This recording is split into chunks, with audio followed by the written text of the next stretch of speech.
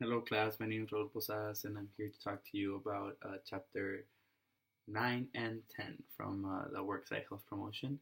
So, to start off, I'm just gonna, like I always do in all my videos, I'm just gonna tell you some little tips and uh, important things that I get from the chapters. So, from chapter 9, to start off, it's talking about the overcoming challenges and company sizes. So it's just gonna be talking to you and comparing small businesses against big businesses that have um, different offices in different places, different cities. So we start off.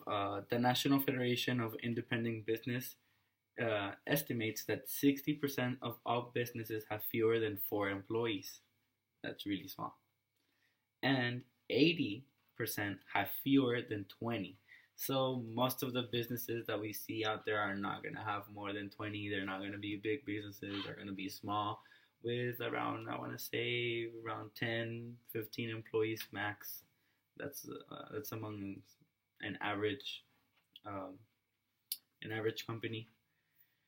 Um, then in page 180, I have some notes talking about the small businesses. So, small businesses have some obstacles to overcome their quest to provide worksite health promotion. So, first is the productivity demands. So, owners actually neglect investments in human capital, such as sales promotion, poor financial support.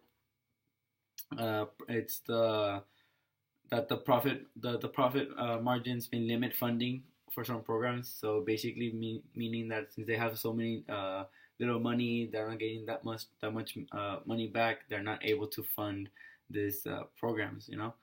Um, no trained personnel. So most of these small work sites actually lack professional trained people. Um, Lack of time. Some workers in labor intensive jobs with little or no flex time to participate in worksite health promotion. Again, because of the small amount of workers they have. I mean, so they have to actually be doing anything. They're up and down. They don't have time. They don't have free time. And on their breaks, so they're gonna eat. They're not gonna be doing exercises. Um, Workers in labor intensive jobs, like I said, have a very, very um, busy day. I mean, like I just said, having they don't have the opportunity that big companies that have a lot of people to be actually taking some breaks or taking long breaks or I don't know, have some time in their day to actually do some exercise, to do something about it, get a walk around. They don't have enough time. They don't have enough breaks. They don't have time to relax and, well, not relax, but to actually do something about their health. Um, Lack of facilities and equipment. That's another reason they have, because of the expense of the equipping and modifying fitness facilities. Um, this is a very important thing that I found in this chapter. So keep this in mind. Small business owners view worksite health promotion as a luxury they cannot afford. So they don't see this as something that they must have. Rather, they see this as a luxury. Like they think that only if you're doing so good or you are over your goals, then you can um, afford it because it's a luxury, not something that you must have. Which, I mean, I see it. I see it that it's a luxury because it's expensive, but in the long run, it's actually beneficial. Um, Also, another thing, limited space. So they don't have adequate space to offer any on-site programs, which is where most people are actually going to be involved if it's in campus, in the building. So despite all these obstacles, many small businesses have several advantages over large business. For example, small businesses have fewer people to accommodate, meaning that they have less expense and less space to manage. Second, small businesses have more of a family oriented community, which actually fosters or encourages an environment for more group participation. Third, local health agencies and organizations often prefer to serve smaller companies. And finally, improvements in employee health are more visible to coworkers in small places because they see each other more frequently. They know each other, so they see the changes.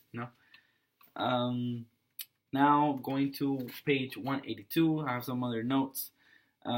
So whenever you're planning for a worksite health promotion plan for a small business, you should provide a flexible format, simple. You should have simple equipment, and you should have an easy administration. You don't want to have some stuff that's really gonna take them some time to figure out, or something with a lot of rules. So it must be easy. Um, Another thing that I found was that works and health programs do not have to be elaborate or expensive to be effective. Okay, they can be affordable and they can be effective. So for some affordable small scale options include to sponsor on-site flu shots, blood pressure checks, diabetes screening. Um, Another one can be to provide food choices in vending machines that meet healthy nutrition standards. So I mean, all of these are ideas, stuff that are not really expensive, so you can probably do it. Not talking about the multi-site operations. When working with multi-site populations, works and health promotion personnel need to develop programs and policies based on representative data from all the sites. So they have to base all the information from there. Now, another important thing that you have to keep in mind is that when you're conducting multi-site programming, the key components within the two phases are the following: visit the sites and meet their management, learn their current policies and procedures for health and safety, understand the site's operating system, and establish a line of ongoing future communication with the key personnel. So, with that said, multi-sites, keep in mind that you cannot have one plan that's gonna work for every site, because every site is gonna be different. They're gonna have different coworkers. They're probably gonna have even different problems. So you have to know which plan you have to make a plan. The best thing that you can do is have someone that works in that specific site, and for them to do a study, to take surveys and actually analyze their coworkers and figure out with a plan that's going to work for them. You cannot make one plan to be for all the working sites, because they're different. There's different demographics, there's different everything. So you have to keep in mind that you cannot do one plan for everyone.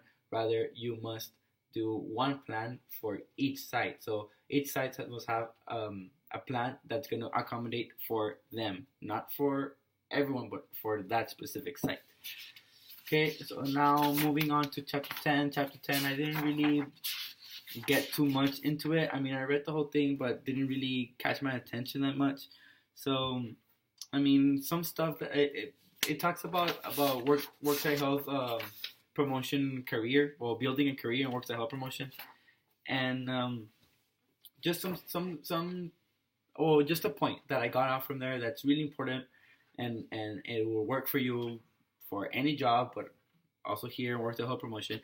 It says here, so something really crucial that you must do is to avoid filling your university credits with easy courses just to boost your GPA. A handful of A's won't win you many points in an interview, and a handful of soft A's won't win you many points in an interview. Today's marketplace is increasingly competitive, so prepare for your future by engaging in a challenging curriculum. That's something to keep in mind, something that you should always go for and strive for. Um, and just to finish off with this chapter, which I didn't really get too much information out of, it just talks about how you should stuff that you should do. So you should get good certifications from good organizations that will make you look even better. Get more experience for your interviews. Go to job fairs, stuff like that. Another really thing that they talk about a lot. It's about internships. That internships really look good in a curriculum, and it gets you prepared for the job. And so, like I said, an appropriate certification enhances your ability to secure and maintain an available uh, employment. And also, quality oriented internships offer aspiring worksite health promotion practitioners a valuable platform for starting a successful career. So, like I said, internships are a really big thing in finding a job or getting an employed by a company. So just keep in mind this: the more ready you are, the more information you have, the higher you're gonna get. You're gonna get there. So um, they're always gonna be looking for people that can manage time, that can. I mean, if you can do multitask, like I mean, if you can be the coach for yoga or I don't know something that has to do for exercise, and then you can be the same person that does the analysis. You're the same person that can do some I don't know some advertising, some nutrition, stuff like that. So the most thing that you can have, it's actually gonna get you better. And those are some goals and some objectives that this chapter kind of hits. All right, well that's all. Thank you.